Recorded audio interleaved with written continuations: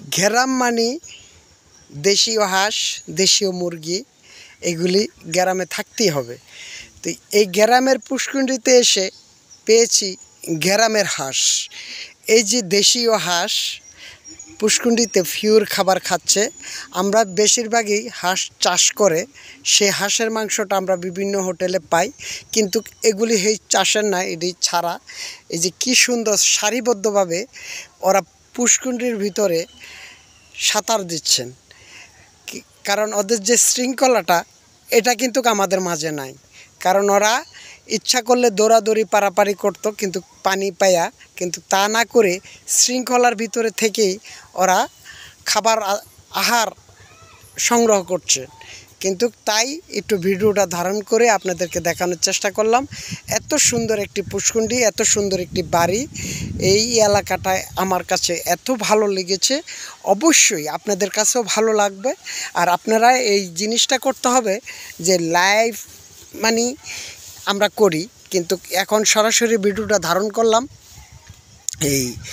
এই ভিডিওটাকে যদি শেয়ার কমেন্ট দিয়ে পাশে থেকে আপনারা যদি অন্যজনকে দেখার সুযোগ করে দেন, অবশ্যই সফলতা আসবে।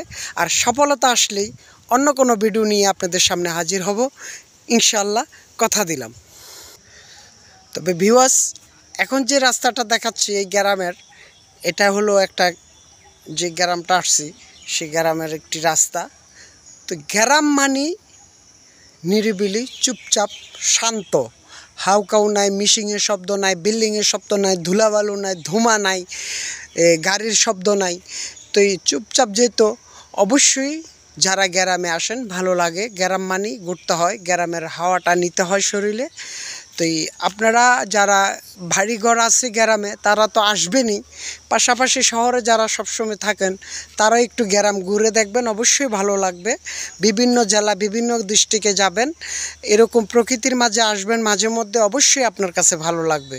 তো আজকে এই পর্যন্তই। আল্লাহ হাফেজ।